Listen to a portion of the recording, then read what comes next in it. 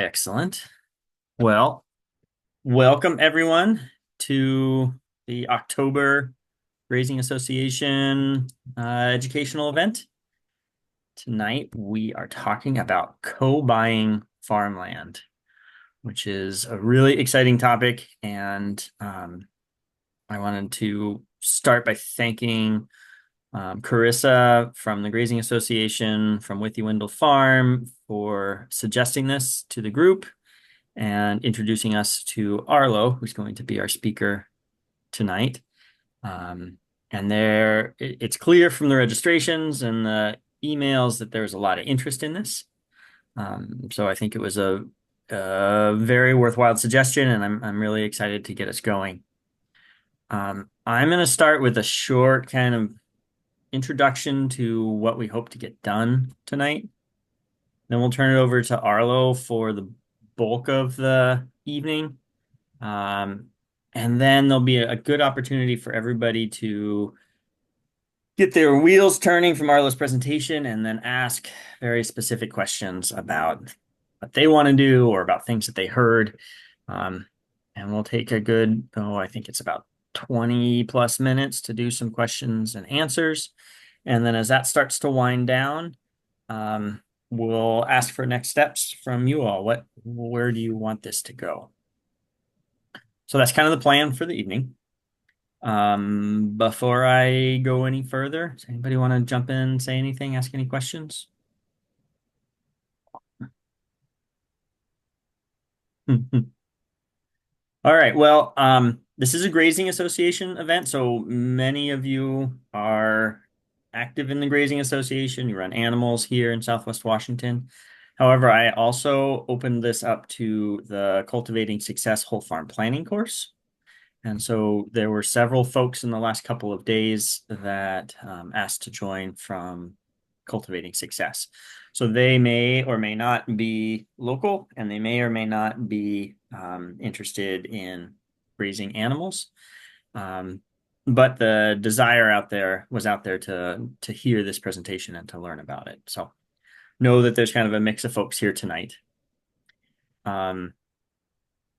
We really wanted, as we were getting together to plan this, we were talking about what we all knew as a group, related to co-buying, related to farming collectives. And there are a few examples in the state, not a whole lot, but we were able to come up with 4 or 5. And each one is very idiosyncratic, meaning that there's a lot of local challenges and issues to be worked through in each one of these cases.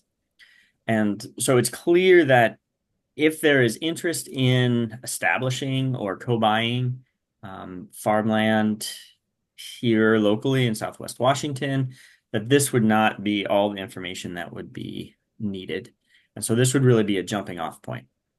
So the idea with this class tonight is to give you kind of an overview and then hopefully gather a list of folks that are interested in continuing this adventure. And this can be a networking, so you can start to meet other people that are interested in it, and then we can dive further. So we can start to bring regulators onto calls to ask them. We can go out and do more research ourselves as technical service providers and bring more information to you. So there's a lot of different directions that we can go from here. I think I might stop blabbing at this point.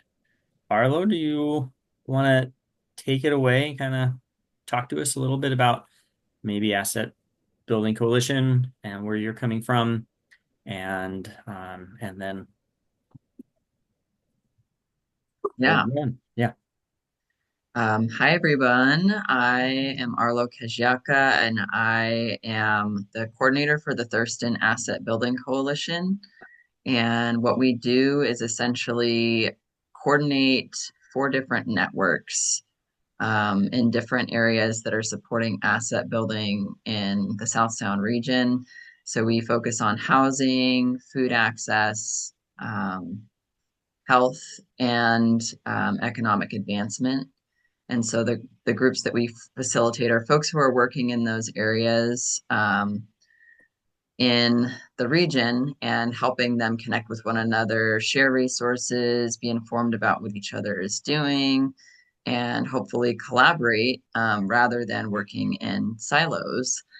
And one of the groups that we just started facilitating this year is the Co-Buy Housing Network, which is for community members who are interested in co-buying residential property to live in community with one another.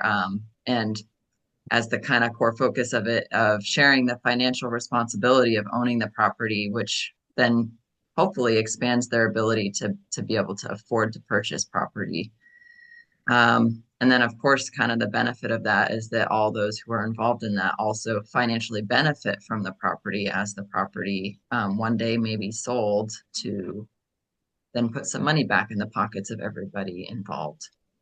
So I'm going to share some slides. I'm a visual person, so it's partially for me to know what I'm to remember what I'm supposed to talk about.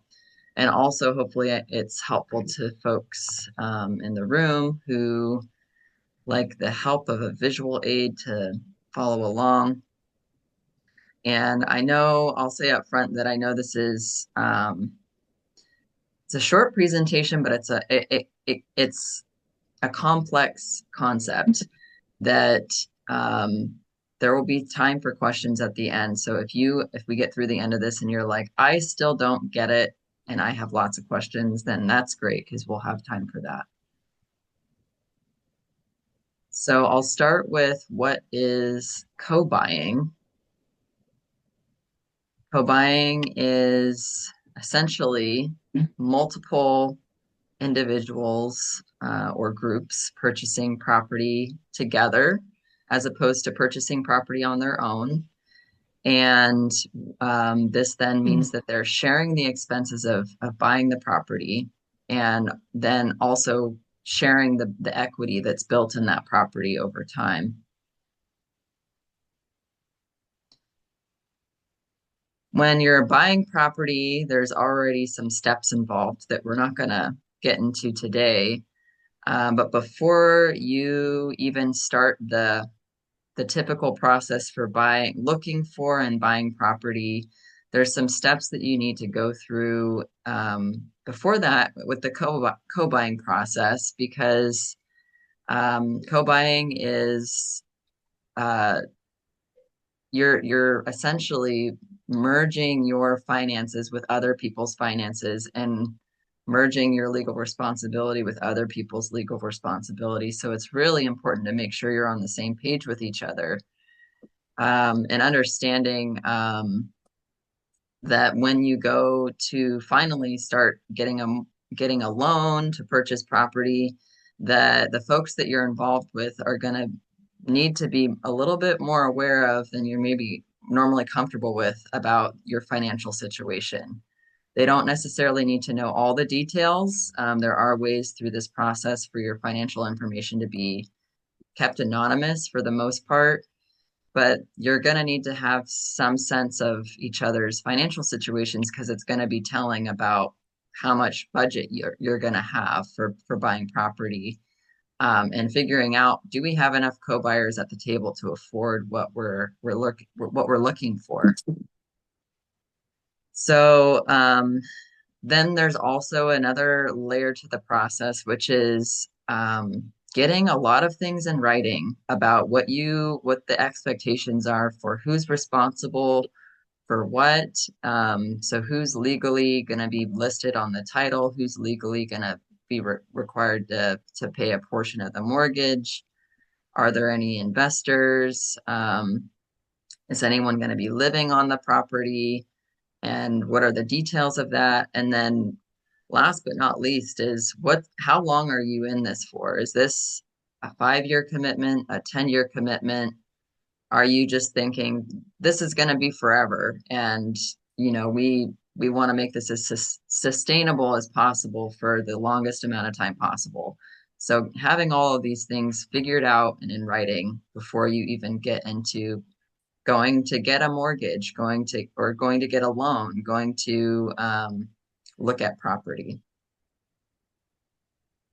I was in a webinar on co-buying, and the facilitator said co-buying is like getting married to a bunch of people all at once. And that's very true because you're essentially mixing your finances with other people's finances, and potential. I mean, one way or the other, you're going to be sharing land together, and so there's going to have to be a lot of ability to work with each other on sharing that land in a way that's supportive to meeting your needs and to meeting their needs, making sure that you're able to communicate and be on the same page and deal with conflicts as they come up. And and depending on your how you view marriage, it may not be permanent. So it's something that's good before you get into the legal obligation of uniting with one another in this way, that you have a plan for what you're going to do when you decide that we're ending this agreement or we're going to sell the land. These are the three main legal components to owning property or having property. Um, and in particular, with the co-buying model, there will be different layers to who is fitting into each of these bubbles. So as you're having these conversations with your potential co-buyers, you need to decide who's going to be on the title for the property. This is the legal right to possess the property. It's essentially, I own this property. Then there's who's going to be on the mortgage. So whose finances and credit score is going to be listed on the application for your loan to buy the property. Um, and it may, in some cases, it may be strategic to not have certain people's finances listed on the mortgage, and also it's less complicated when everybody who's sharing the property is on the mortgage and on the title. But that may not suit the group of folks that you have that are purchasing property together, and it doesn't have to be both. And then you also need to decide who is living on the property, or who is going to be accessing the property, and in what ways, and what are the written agreements around how each co-owner can access the property. Um, so having agreements about if there's an existing barn on the property, for example, like how's that going to be shared, or is it going to be shared, or is there going to be an additional structure built on the property to accommodate everybody's needs?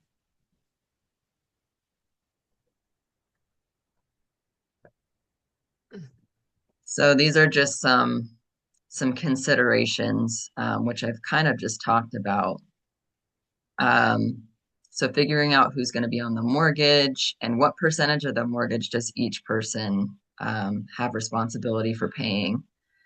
Who's going to be listed on the title. And on a title, you can list a certain percentage of ownership, which you might have a different percentage of ownership for each person who's listed on the title.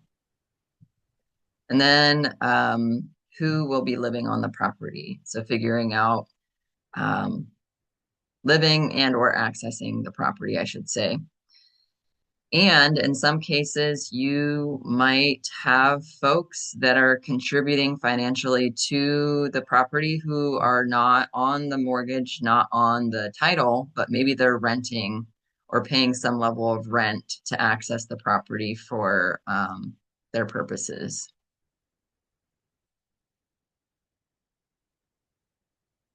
The next piece we're going to look at is some different types of structures that, as I've been exploring different co-buying situations across the country and even across the world, of how they've structured the co-buying to work for their needs. There's several different options, and I'm only going to provide some of the more common ones. There's definitely others, but these are the ones that have come up the most. The first one is the maybe the most simple, where all the people who are using the property, so all the farmers involved are co-borrowers on the loan and co-owners, so they're all on the title and they all own an equal percentage of the property and are paying an equal percentage of the mortgage or the loan.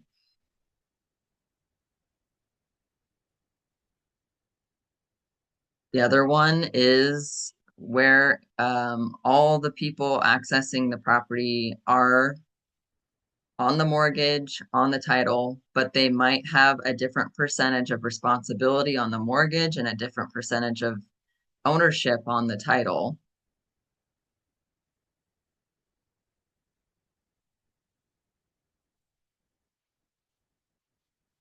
And the next one is that, as I mentioned before, you might have some people who are not co-owners, but who are still financially contributing to the cost of the property. So they might be renting. And there's a lot of reasons why you might decide to do that. Um, I don't know exactly how that would look in terms of co-owning farmland, but for example, there might be somebody who has the funds to um, contribute to accessing the land, and that might be really helpful and advantageous to the other co-buyers involved. But maybe this person is like, I am in no, like, I have a really bad credit score. I don't want the obligation to legally be tied to accessing this property, or maybe I only plan to want access to the property for a few years, but you all have like a 5 or 10 year agreement, and I can't commit to that. So there's a lot of reasons you might go about it that way. And then in other situations, there might be investors involved with the purchase of the property and the ownership of the property that don't have any plans, intentions of actually using the land. So they're not actually going to be farming on the land or living on the land, but they care about the effort and they want to contribute financially. And a lot of times, in this particular situation, the investors are also people who will then financially gain at the sale of the property. This is different than if you're getting a gift of funds, and I won't get into the nuances of that and how that works with getting getting a loan. But an investor is somebody specifically who knows that there's going to be a return. They're putting money into this because the land's going to gain value over time, and they're going to get a little chunk of that when the property's sold. And then there's a structure where maybe there's a person or a few people who are financially ready to buy property. And they plan to buy property that is maybe much bigger than they will actually use just for themselves. And their intention is to sell shares of that property off over time to additional farmers, or potentially selling off portions of the property for other purposes. So maybe there's like a mixed residential situation happening with the property to make it more affordable. And over time, they're going to sell shares of that property off to others who are going to then have access to the property and ownership of the property. And this can be done. You can add owners to the property over time. And in terms of the financing, that's where it gets a little bit trickier, is that um, I don't know all the details of this. I'm still figuring it out myself, but in terms of the mortgage, you can't necessarily add people to the mortgage, but you can add people to the title. Um, And so in terms of the financing, so that whoever invested in that property initially needs to decide if they're willing to still carry that direct financial burden, but maybe having essentially like a financial agreement directly with any additional people that join them in ownership of the land.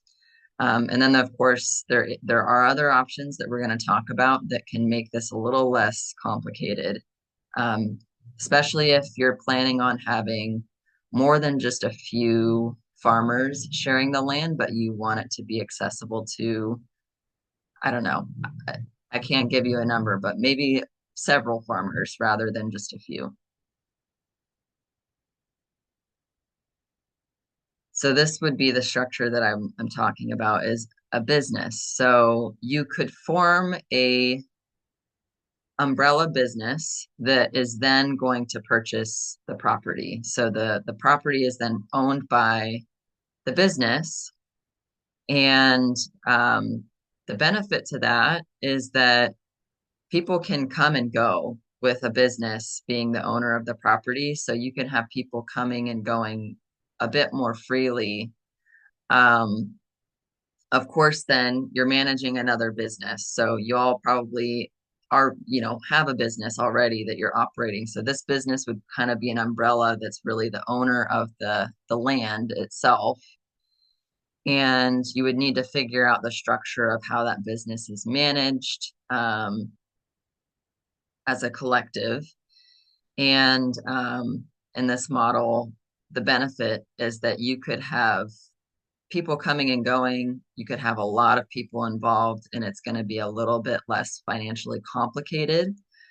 Um, and what you could do with people who are coming in and, because of course, the business still has to purchase the land, and the money's gonna someone's gonna be responsible for that. So you got to figure out um, what the ownership, what the financial obligations are of the people who are operating under that business. And perhaps there's shares that you're selling, which would be kind of a co-op model. So you could sell shares of that business to individuals um, or groups who are going to operate on the land.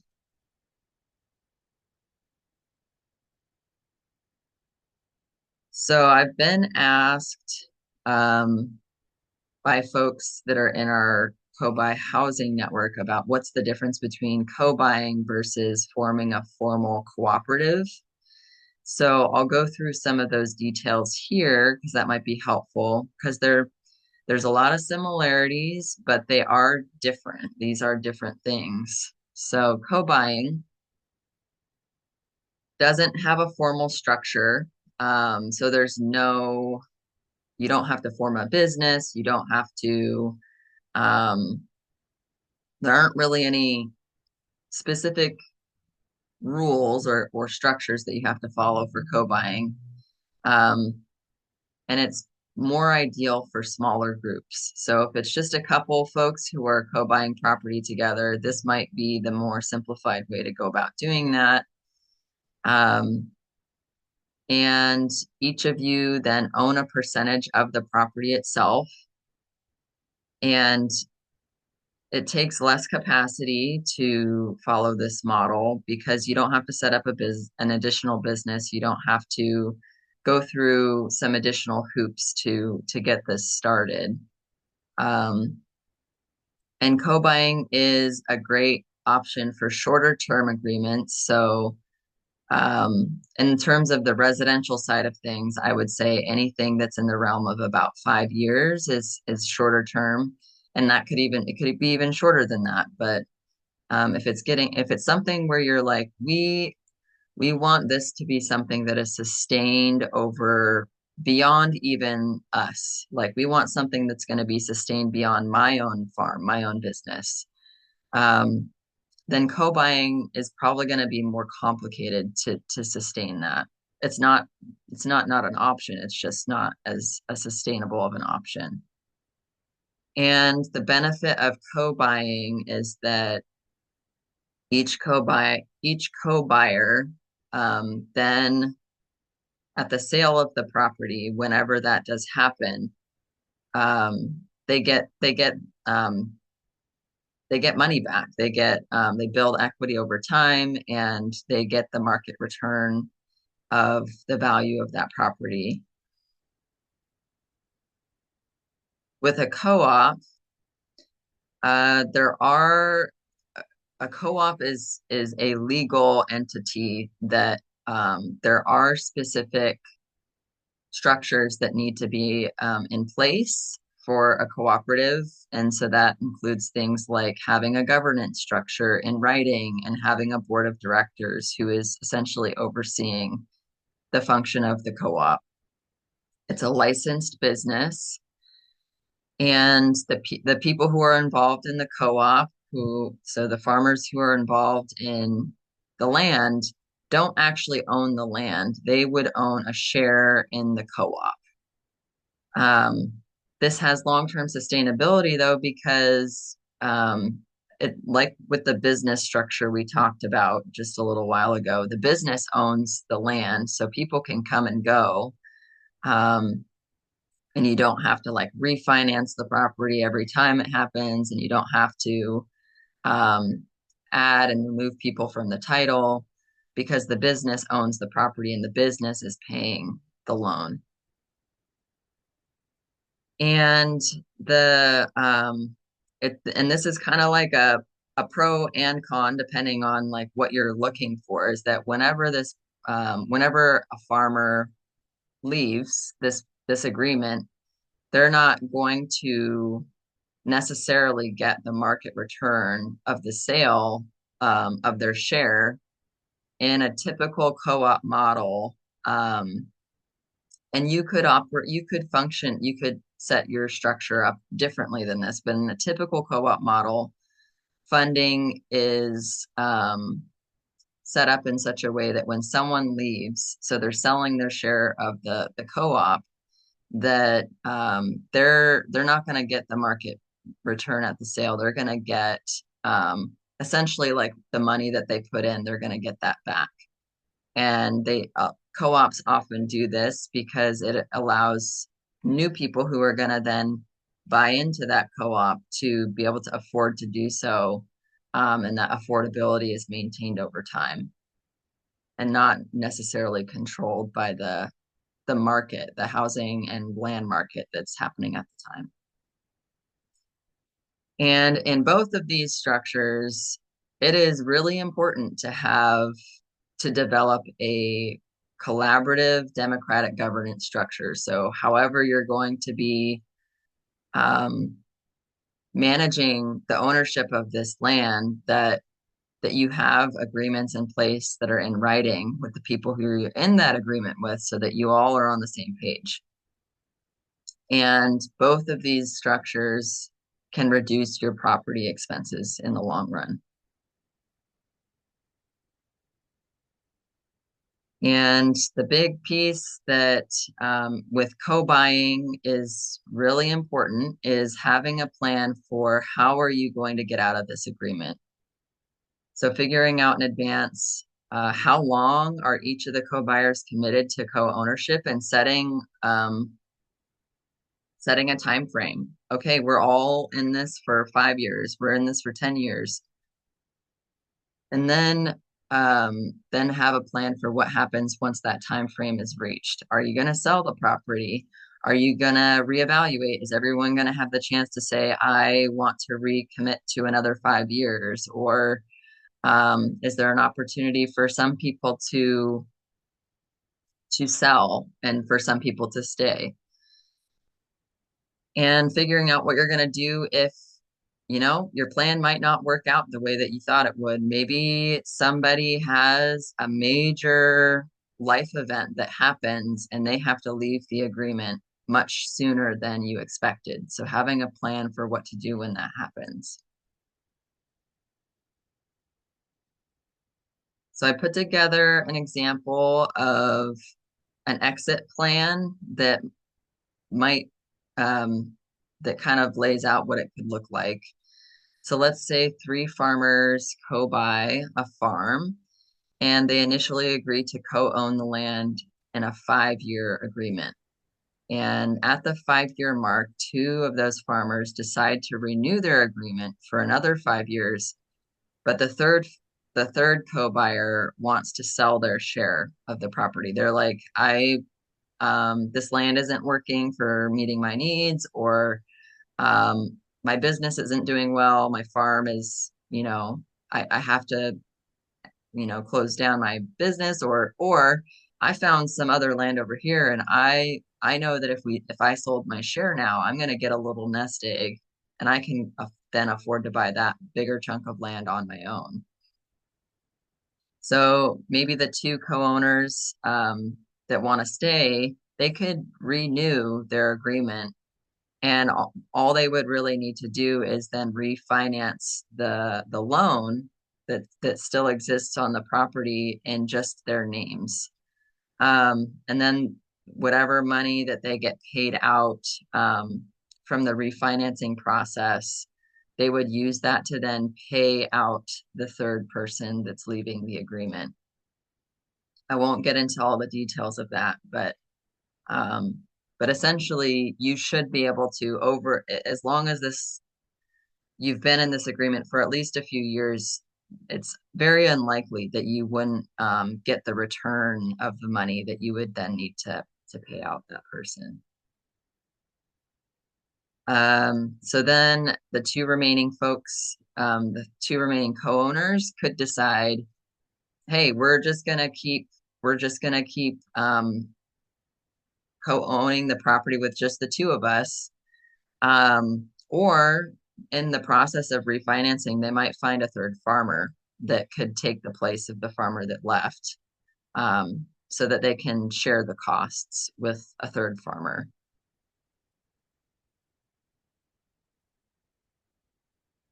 All right, so that was a lot of information. So now we're in the part of you all getting to ask me any questions that you have, and then we'll enter into kind of a brainstorming kind of session so that you all can help us figure out what you need to move forward in this process, and if you're interested in being a part of that in some way. So I'll Arlo, pause thank you. here for questions. Oh, go ahead, Sierra. Oh, I was just going to say thank you for the presentation. That was really excellent. Um, if you don't mind stopping screen share, then we can all see each other. It might facilitate dialogue a little better. And I also wanted to say that we are really fortunate to have Alex Machado on the call with us tonight. And Alex works for the Washington Farmland Trust with the Farm to Farmer program. And you can correct me, Alex, but I believe they are responsible for the collective farm end of farm succession. So, Alex, I'm going to put you on the spot here without your expectation of it happening, and ask, is there anything that you'd want to add to Arlo's presentation there that might be more tailored towards farms specifically? Yeah, thank you, Arlo. That was a great presentation. Co-buying is a very new concept for me. Many of the farmer collectives I'm presently supporting um, are either using a land trust model or a cooperative, which you mentioned, or a nonprofit structure to kind of acquire land tenure. So co-buying is really new. I'm not really sure I'd have much to add other than I think you mentioned mixed mixed structure for co-buying, and I'm actually presently working with a group that is uh, well, I have done some meetings with a group that they're called climate safe eco villages. And their idea is that they would form a community, it's a global community, and that they have a couple different locations that they're trialing for their first couple of eco villages. And they're actually looking at Bellingham, Washington as one of their eco villages. And I'll drop their link, but they're not really an agricultural collective, and that's one of the reasons why I have just tried to support them in a couple of meetings. Their goal is to do some farming and some food sovereignty work, but more to sustain their climate safe community versus having a product or an agricultural, enterprise that goes out to the rest of the folks. But yeah, I'm not sure I have a whole lot to share here other than a couple of the orgs I'm currently supporting have been able to find more grant and funding opportunities just based on the fact that they are a formal collective with a formal business structure. So that may be something to consider. But yeah, it's not for the faint of heart because there's a lot of work, there's a lot of um, interpersonal things to figure out. There's the decision-making structure, who are the stakeholders. It really takes some committed folks to make this happen. But I love the idea of co-buying farmland. So thank you. So this is the point of the night where we kind of open it up for everyone. So feel free to unmute, turn on your video, put stuff in the chat, however it is that you want to communicate with us. And if there are questions that we can't answer, which I kind of anticipate, I'm going to be documenting some of those unanswered questions and giving ourselves the marching orders to go get those answers for you all. I'll stop blabbing and open up some space here.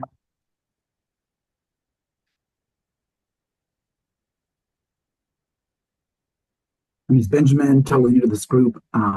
Was curious as I realized a different organizations being represented. I'm totally new. As someone who is working to find land in order to do some farming with some friends, um, starting, like a mini eco village in Southwest Washington, the Vancouver, Washougal area. What organizations are here tonight, and how might there be services or supports for someone like me and my friends, just so I understand the landscape better? Arlo, why don't you talk about Asset Building Coalition to start? We'll go from there. Sure. So the Asset Building Coalition, a way to potentially plug into what we do, because we're very broadly regionally focused, mostly in the South Sound, but um, I right now we have our co-buy housing network, which could be a good resource to stay connected to.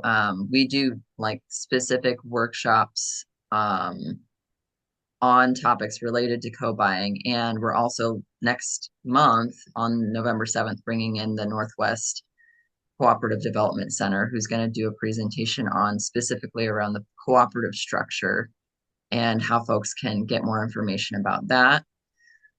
So that's one way I think the Asset Building Coalition could be a good place for you to plug into for like the purposes of forming an eco village. Um, and I might be able to point you in the direction of some other resources that as far as like what I'm sharing with our folks that are involved in our network. Even if you weren't to join us, like there's a lot of resources out there so that you can learn from others who are doing this work and not have to reinvent the wheel. Thank you. Alex, did you want to mention anything about farm to farmer? Can you repeat the specific question? I think Benjamin was just wondering what resources might be out there to help him and his friends find farmland to purchase together. Yeah. So yeah, farm to farmer, what we do, well, we are a small team that is part of Washington Farmland Trust. Washington Farmland Trust has a long history of conservation easements, buy protect sells, and I'm more on the direct technical support side. So we have Nyla, who's our program director, and then we have Libby, who is our statewide manager.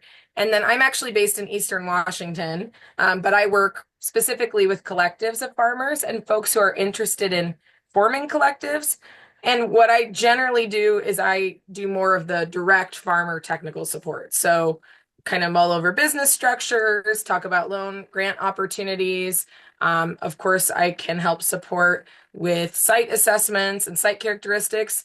And then we do have a land linking component to our work. So, if you go to our farm to farmer website, there is a way to create an account. And then someone from our team will get back to you and contact you, and then you would draft a land seeker listing if we feel that you are a fit for the program, which would that just means essentially that you have to have some kind of a farm business. It cannot just be, for folks who are just homesteading. We generally work with farm businesses because we're focused on land tenure and impact for farmland preservation. And Tina, with Or Thurston Hutina. Conservation District, works with the South Sound Farm Link. Am I saying that right, Tina? Do you want to mention that and what resources that might help Benjamin with? Sure. Benjamin, we are very much like the farm to farmer program in that we match landowners that have land that either they are stepping back from working or that they have decided could be worked. And so we kind of play both sides of the fence. We work also with people that are looking for access to land. And we'll provide guidance and we'll provide a connection and then kind of step people through the process and offer some guidance and support as you're matching with someone. And so we have on our website different intake forms depending on whether you're a landowner or whether you're a farm seeker, and then we'll help you go through that whole process. And there are tons of resources on the Thurston Conservation District website, and basically they will all lead you to me, and then I work with Libby all the time, and Alex and I have met virtually before, so it's good to see you again. And we'll try to make those matches. It isn't, we are not statewide. We are very regional. So we're primarily in Thurston County. We do know about some properties that are in our neighboring counties, and we can work with those. But we partner with farm to farmer, and so we make that an option for you to have a little bit broader reach as well. And I would also say, oh, Benjamin, go ahead. You unmuted. Okay. I work for Washington State University Extension. Your local county extension is a great place to reach out to, especially if they have an ag program. If no one in your county does, please call me, and we can help point you towards existing farm collectives that could kind of talk you through the process, maybe have space for new farmers that are interested. I know of about 3 in Western Washington, and then a co-housing in Vashon Island, and then nationwide there's some as well that could just be resources for you to, how did this work for you? What did you do in this situation, kind of. So feel free to reach out to Extension as well. Thank you. And just to clarify, the collective, is that very similar to the co-op that we just heard about in the presentation? Yeah, I'm happy to answer that really quickly. So I just put a little blurb to Rachel. So collective is kind of a general statement. It's a general category. And the way I use collective is just to describe a group of farmers, generally 3 or more, accessing land together. So a collective could be a co-op. A collective could be a nonprofit. A collective could be a mixed LLC, like a group with just separate businesses that are co-buying. So a collective is just indicating that you would like to steward land together. Awesome. Alex. Jake, good to see you. I'm gonna Jennifer, we'll let Jake go first here since he has hand raised, and then we'll get back to you. Throw it out to the group, Jake. Awesome. Thanks, Sierra, and thanks, Arlo and Alex. Hey, I have some big concerns. I think I counted in this presentation at least 4 times talking about these investments solely being based on the exit strategy for sale. I think the terms were selling to put money in pockets is actually one of the terms that was used here. I'm really concerned with this. I was hoping to see this presentation from, as Alex stated and stuff, working on tenure on this farmland to keep it in production, rather not looking at an opportunity that folks that are working as farmers can look at a land investment from an exit strategy for a sale type process. With that, I didn't see much talk about how do you structure the exit separate than the co-buying option or the co-op option that provides no return for the work and labor that goes in. As a matter of fact, the slide I believe said, "Hey, you'll get your money that you put in out, and then that's basically it." Um, I think this also kind of goes against the basic standards of agriculture that say that the improvements on the property are some of the basis by which you acquire loans and such for improvements on that ground. And so, if the whole intention is simply looking at the exit strategy for sale, improving on investment, if you're looking at a co-buying option that you're not able to buy the property as a sole purchaser, it's probably because you just don't have enough funds to purchase the whole. And so you've probably invested most of what you end up having. And when that one third or even one fifth or whatever that relationship is, that person or that entity exits and wants payment at that end of that term, 5 years was used.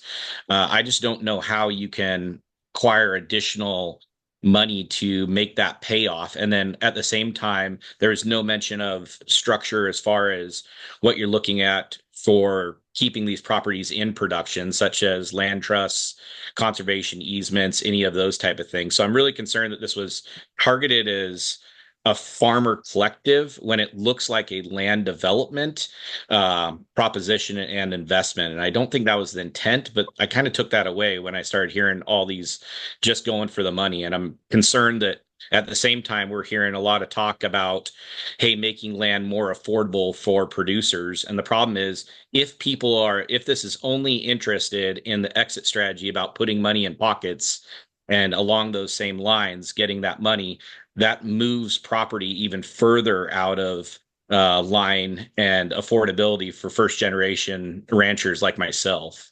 So I'm just kind of concerned about some of that. I might have missed something completely or something, but it's kind of touchy to me. Arlo, I'm going to jump in and defend you here really quickly, and then I'll give you a chance to respond.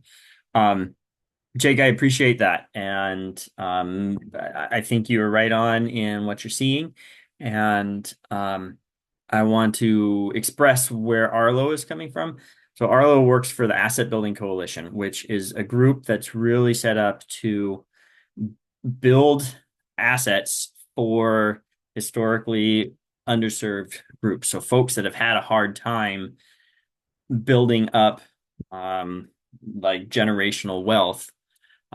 This co-buying allows folks to get into that and then start to build wealth in their community. We asked Arlo to come and talk to us. And so that was the bend that the Asset Building Coalition brings to this, is how to start to build generational wealth for folks. And Arlo, you can correct me, of course, if I'm misstating here. And you're right. As we look at this in a farmland scenario, protecting that farmland is valuable. That's obviously where Alex and the Washington Farmland Trust are coming from, and Thurston Conservation District as well. So there is such a wide variety of ways of setting up these organizations, these collectives, and the exit strategy. I think it would be very important to consider how we protect that farmland in the creation of the collective. You had some other things that you brought up, and I want to allow other folks to respond to. And we can come back to some of those other things if they don't get addressed. But Arlo or anyone else want to respond? Yeah, I can respond, and I hear you, Jake. I think like where I'm coming from is that this topic is like I'm focused. We're most of the time working with folks who are buying residential property, which is a different situation than this group. And so, and this is a new concept, as Alex was talking about. Like there's not really a lot of examples of how this can be applied to farming. And so I think we're figuring that out together right now, like as we're having this conversation. And so I totally agree with you. I feel like from what you said, I feel like having a longer term sustainable model is maybe a better fit for um, a lot of folks in terms of how to make this work. Um, I think that there are ways in terms of the other examples that I've heard from folks who have had kind of a mixed residential and farming model is there could be examples where the farming element is the sustainable part, but the residential element of the land is the in and outflow of people. And I've seen examples where folks do it that way because adding residential element to the farming element. So you kind of have a farm coexisting with maybe a community of some kind. That there is going to be an in and outflow of people who are living there and having a share in that property in some way. Um, and so I guess I don't know what I don't know, and so I'm interested to learn from you all too about how we can explore this concept in farming and make it and learn enough to be able to adapt it to work for what you all actually are looking for and what you actually need. Was Jake also brought up the concern that improvements that are made to a property are largely where the wealth is held for farmers. And if a farmer was to leave, they'd want to be compensated for those investments.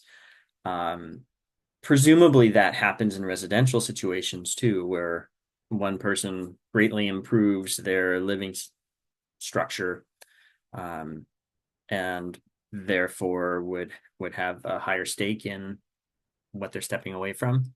Is that is there a model or something that you can draw on to kind of address that concern? Yeah, I think I don't have like a specific example, but I think that that would be an example of where having things in writing ahead of time, like if you're going to make an improvement, get in writing ahead of time. I invested X amount of dollars in this improvement on the land and have an agreement about should that farmer exit for whatever any reason.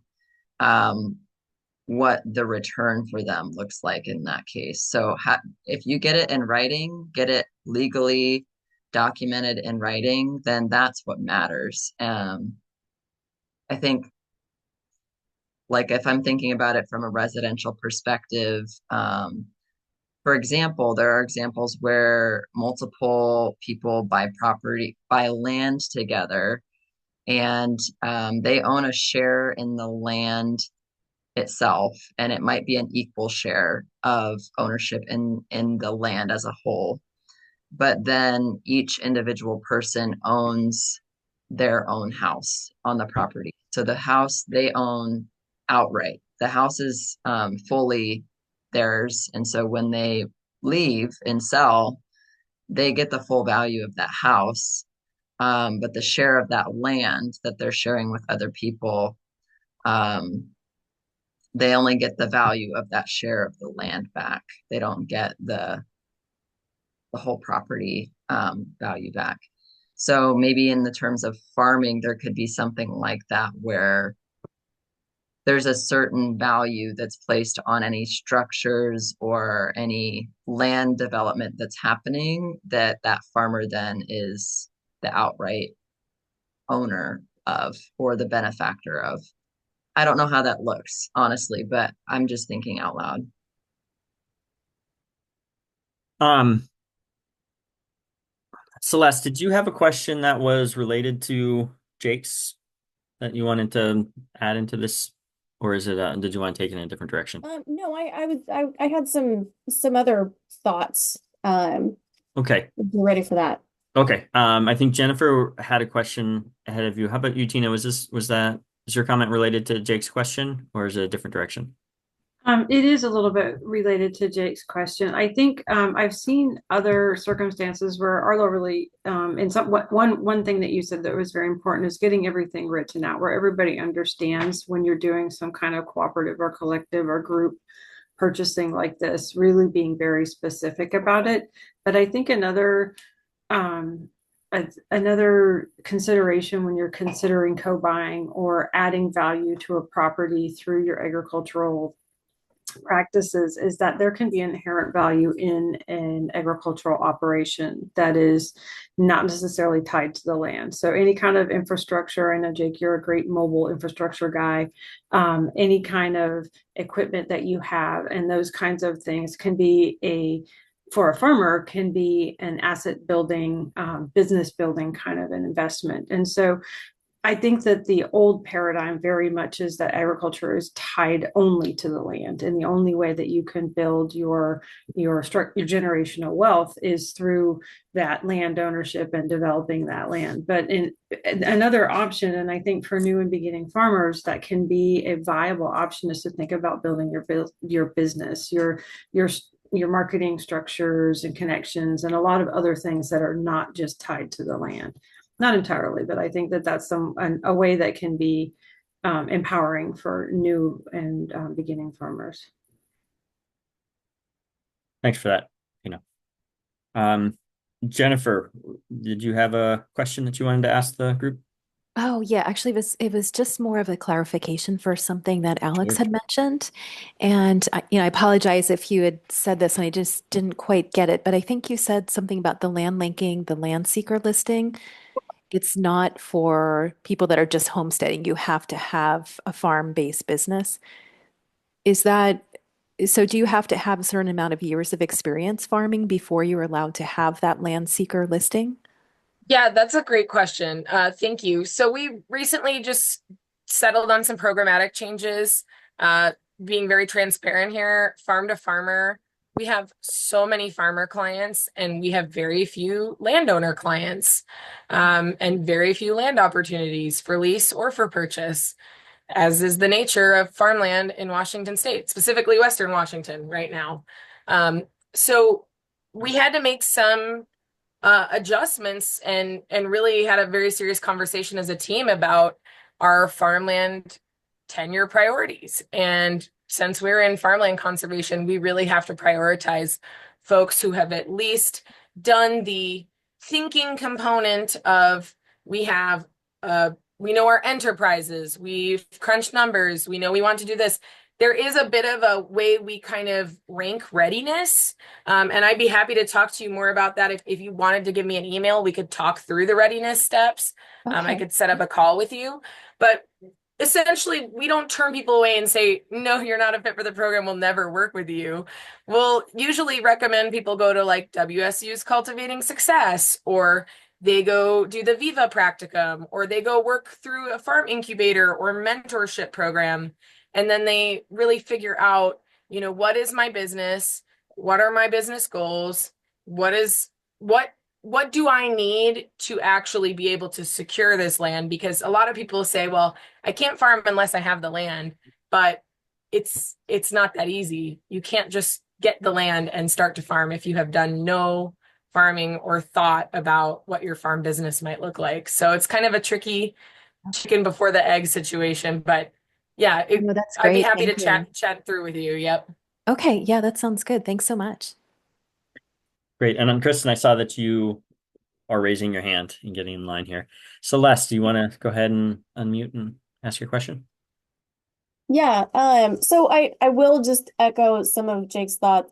Just a suggestion as if you guys choose to move forward with this, to maybe tighten up the messaging a little bit on that. But I think if an organization is really gonna push this or support this, I think you're gonna have to throw a lot of resources at this. I mean, I was hoping that, there would be somebody on this call who might, speak to financing, because I can't imagine trying to take this to a bank. Like, I don't know what the mechanism is for that. without some kind of like business license or an LLC formed or something. So then there's, the legal component. I think a lot of the questions, I want to say the smaller issues in doing something like this could be addressed in a pretty tight operating plan that a group would be, whoever is co-buying this property would be able to all agree to.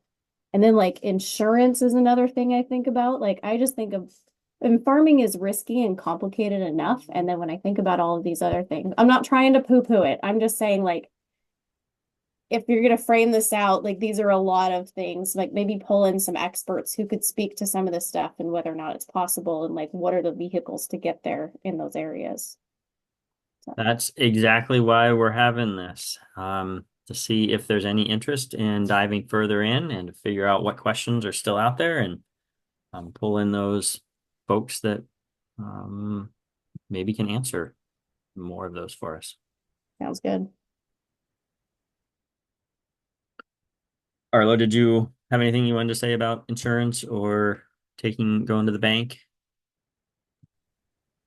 I can't speak to commercial loans. I do know on the residential side, there are quite a few, at least in the region that I'm in, there are quite a few lenders and real estate agents out there that are experienced in supporting the co-buying process. In terms of for folks who were forming a cooperative, and or if you were purchasing this under a commercial loan, which I imagine in most cases that's where this would fall under, unless for some reason there was something that I'm not aware of. But I can't speak to commercial loans and what that looks like on that side of things because the people who do residential loans are not necessarily the same people who do commercial loans. And I'm only connected with people who are in the residential lending arena. So I guess that's like I'm not very helpful in that respect. Celeste, I see your note to bring in NABC, and I think that would be a great next step that we'll talk about at the end of the meeting here. Arlo, did you have something you want to say to this? Not Arlo, sorry. Alex, did you have something you want to say to this? I see your hands up. Yeah, I really appreciate that comment about, capital being like a huge component to this. Obviously, it takes a massive amount of resources to just be able to, even for cooperative, like you're paying yourselves while you're writing hopefully you're paying yourselves while you're writing your bylaws and figuring this out. So there's a lot to it. Yeah, NEBC is a great resource for these types of things. Business Impact Northwest. Um, as far as opportunities for capital, there are some really unique grant opportunities coming up just to support collective models of tenure and to support farmland preservation or recreational land preservation. So there are starting to be some policy and change makers who are kind of lobbying for this stuff. I was also going to say there's some interesting capital collectives as well. There's a group in Seattle, Mike Ceo's group, and they have a cooperative capital group that they actually have a pool of money from the people in this group, and they will invest in different co-ops. And then there's another really interesting investor group called Dirt Capital Partners. I think they're Southwestern based, but they're specifically investing in regenerative agriculture and also like generally like socially disadvantaged farmers or first generation agrarians. So there are resources out there. You might have to do a little bit of digging in your region, but the people to talk to are definitely like Tina could really probably support you locally in your area with some ideas about that. Um, Talking to NABC, Business Impact Northwest, they could probably point you in the right direction for some of those things. Awesome. Thanks, Alex. Looks like we're up to Kristen here.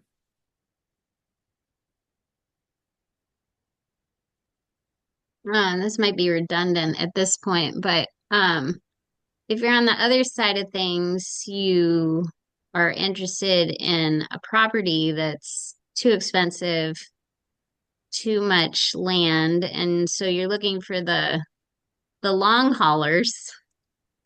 Like divorce is not an option here. We want to protect the farmland, with successive ownership, but also pool resources so that the the longtime farmers can afford it. I guess I want to say like we should have a mechanism that farmers can still have access to the land and land ownership beyond leasing. Because like right now um as a farmer, I can afford to lease and be on the land somewhat long term, but there's only so much security in that. And so there's gotta be other farmers like me that want to pool our resources and stick with it. Um, so I guess that's my question is like how to find the other farmers that want to stay on that land and protect that land and do want to build equity there. I mean, obviously life happens and there would be reasons farmers would need to leave. So, but yeah, is this the group or who how do you find those people? Arlo, this was my question too, and I recall you mentioning a lot of great networking kinds of happenings through um, the Asset Building Coalition. Do you want to speak to Kristen's question? Sure. So on the residential side of this, two things that we've done to help people connect with each other who are on the same path. One is we have a survey that we created that asks some core questions about like what are you looking for in property? What are deal breakers? What are um in the terms of people residentially, like what's your lifestyle and like what's your preference as far as like the people that you're living with. So questions that help get to um, what are your core values and needs around property. And that survey, folks have the option in our group to complete that. And then that then gets added to a spreadsheet of that's shared with everybody in our group who can then look for other people, like see what other people are saying and find people to connect with. And another way that we're just now starting is starting a Facebook group with all the people who are involved. And that's a space then for folks to ask questions of each other, invite people to come like for a coffee meetup and talk more about what they're looking for. Or when it comes to like actually looking at properties, them saying, here's a property that I've been looking at for over a year and it's still on the market. If you're interested in buying it with me, can we go look at it together and we can talk more about the details of what that looks like? I don't know. I'm just like throwing out ideas of how that could be used, but those are some ways that we're connecting people through the co-buying housing network. And I could see those potentially, depending on what are the wants and needs of this group, that could be another way for this folks in this group to connect with each other as well.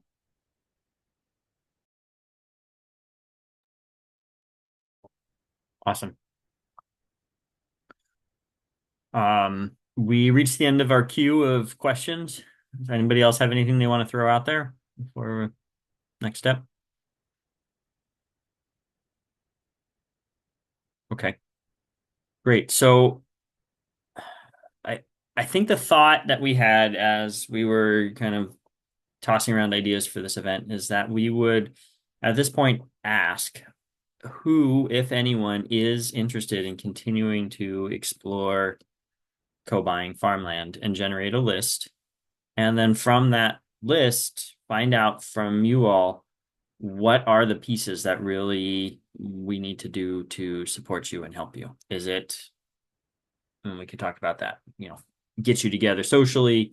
Is it answer some more technical questions about financing? Is it um, offer some more workshops through Asset Building Coalition on things like creating a co-buying profile or improving your credit scores?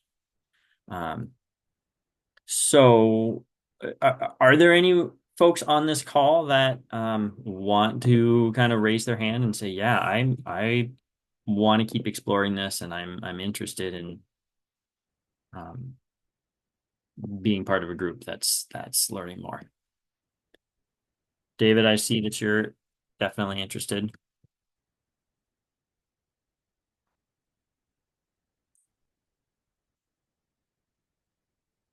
To move this around so I can see all these comments. Benjamin, um, great. Kristen, you're interested. Great.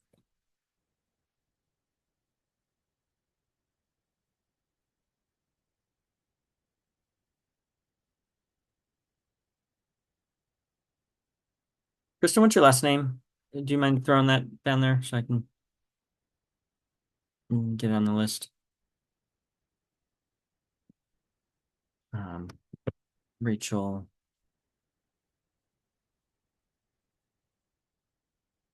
Okay. Okay, great. So it does look like this is a group that there is interest. Um, yeah, Jake, I think that's great. So that's a perfect next step. Okay. So what I'm hearing is that there is a lot of interest in continuing with this. I think what I'll do is include everyone that registered in this for this and an email blast that goes out after this to kind of summarize where we got to and invite folks to continue. Um, we've got about 15 minutes. Yes, Caroline, go ahead. Hi, thank you. I was gonna say that I'm specifically interested in hearing more about like financing. I'm interested in hearing if possible from like other collective or cooperative groups type of thing and what they've done or like a chance to pick their brains. And then the other thing I would be specifically interested in is I'm in I'm looking in Western Washington and I just think that there's not a lot of properties that come up that are even viable options for but like especially for like multi-living sort of things and farming and regardless of the financing end of it, I would suppose. So I guess I'd like to hear maybe if possible from someone who knows about zoning in different areas in Western Washington and like what is possible and what's like creative that you can be making work with the type of properties that we have around here, or if it just really is that there aren't a lot of viable options. Sorry, that was a bit long, but yeah. No, that's great. There's a collective up north called Rooted Northwest. Alex, you probably know those guys pretty well. Um, and I think they had to petition their county and I believe even make some changes to zoning codes to make their operation work. Um, and that may be what needs to happen to support this wherever you end up. Because it is such a new concept, the laws might not be set up to facilitate it, yet it might be something that the county sees as valuable and wants to facilitate. So great. Thank you for those suggestions, Caroline. And I think I'd like to just open it up for folks to throw more of those next steps out. And I'm taking notes and making a list.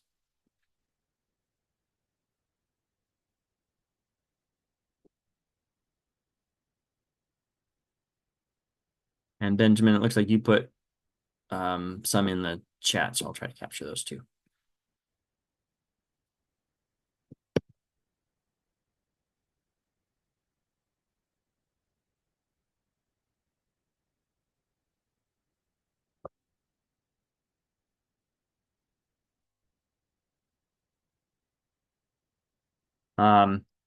I will also say that how to do this, not risk breaking up farmland. Yeah. This does not necessarily need to be led by WSU Extension nor the Southwest Washington Grazing Association. However, I'm happy to continue to facilitate if that's appropriate, and also for you as a group to fledge and take flight on your own as that makes sense. So, Alex has some ideas. Maybe Alex, Arlo, and myself will get together from the ideas that you've proposed and set up the next scenario, the next gathering.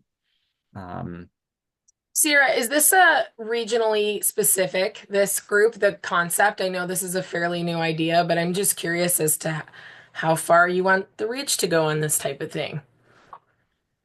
Yeah, so this was initiated by folks in our Grazing Association of Okay. which Jake is a member. There's several members on the call.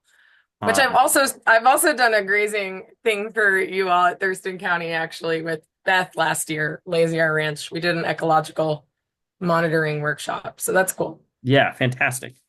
But I also don't know if there's I don't want to limit it, and I don't know if there's enough interest to make it viable if it's just this tight little group. Yeah, Jake, go ahead and jump in. So I don't want to control this. I just raised my hand and said, I'll put the Zoom link together, basically. So wherever this wants to grow to organically, I'm happy to allow it to and support it. Yeah, Jake, go ahead. Sierra, I just looked up roots and stuff because I wasn't familiar with them and checked on it. I'm not exactly sure how many acres it is, but it looks like it's nothing, maybe 5 acres or so. Rooted Northwest, it's several hundred acres. Oh, is it? Is it that's big? Okay. Well, then I'll stand corrected. Looking at their map, it looks super small. So my main concern with any of this is I think the future of agriculture is tied to it being financially supportive. And so I'd be just curious if there's a collective, and even if you have 100 acres, I'd be curious what the financial breakdowns of an operation like that is, because if it's for agriculture to be sustainable into the future and have that long-term tenure, as Alex mentioned, it has to be financially making sense. And when you add different partners, that pie gets cut even smaller and smaller. I just don't know. I can't think of one that kind of checks those boxes for me, separate than religious organizations that have large holdings and stuff. I just don't know of any. So I think that might be the first option, is to figure out if we can find those type of groups, even that we can give those real life examples that answer some of these questions. Is this even it's a great idea and concept, but is it one that's actually being used? Yeah, so we've got one in Mason County called the Skokomish Valley Farm. They've got 600 acres. The way they've set it up is they've got 20 owners.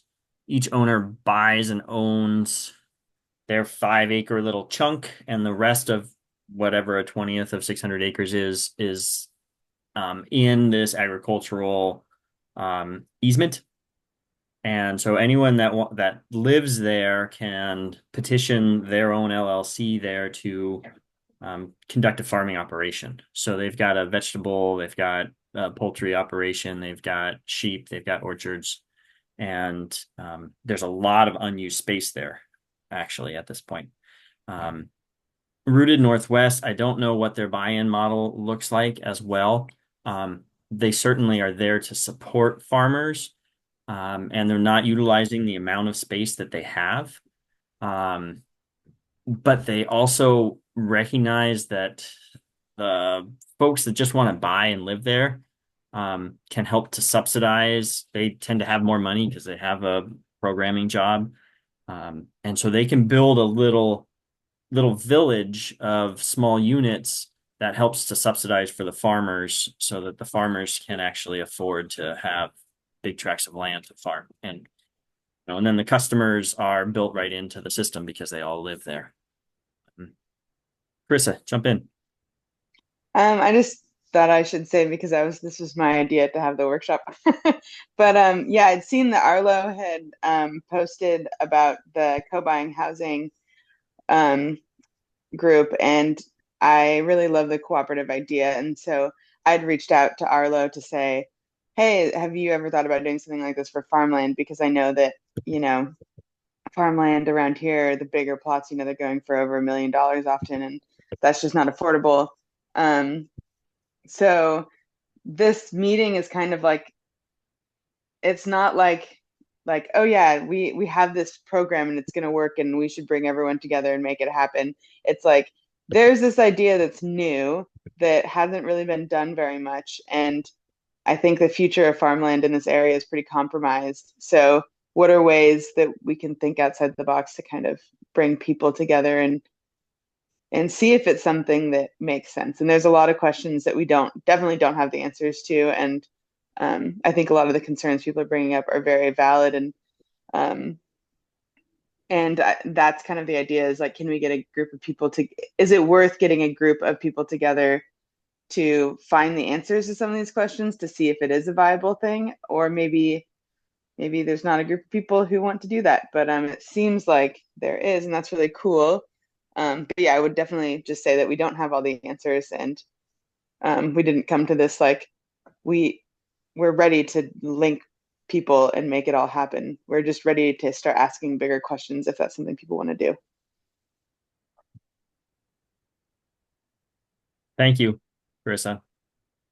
I threw the examples in the chat there that I know of, 3 of them in Western Washington and 1 of them on the other side of the country. And every one of them is a different model. And I don't know that there is a boilerplate that's going to work for this. So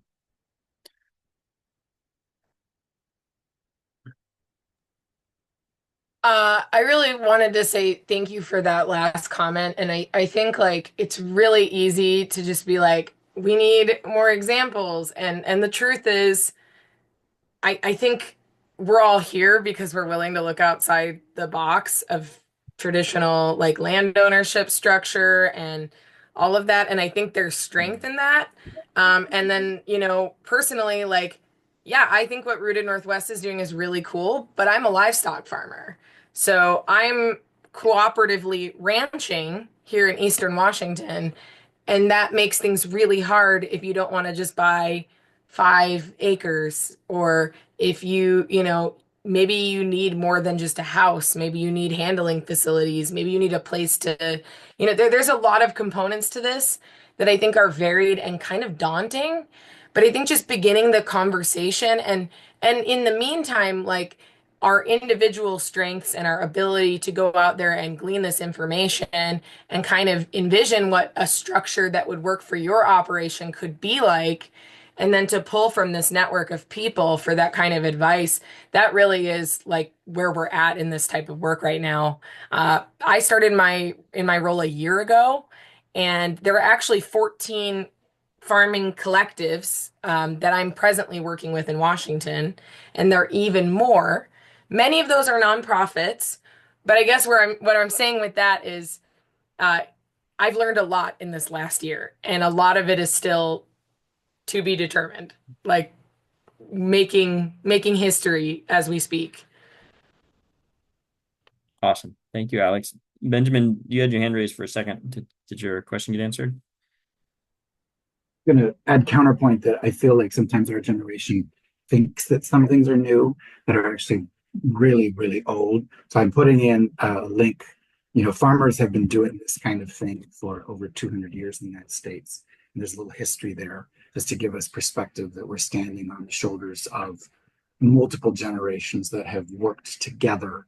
It may not look exactly the same as maybe our generation is going to do it, but this is how people have survived for many years across many different places. So anyway, I just shared that.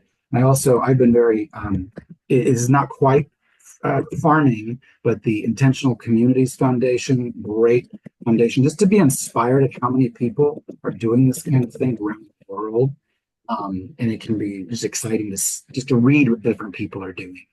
And then just network is another network that lists eco villages all across the world that are doing fascinating things. So I think it's helpful to just see that this is we're just new to in maybe our own sphere, but this is going on all over the world. It's a hard time for us to catch up. Awesome. So I think the kind of 4 or 5 technical service providers on this call, and anyone that's, oh, I'm kind of throwing different ideas at the wall right now, and it's not really sticking.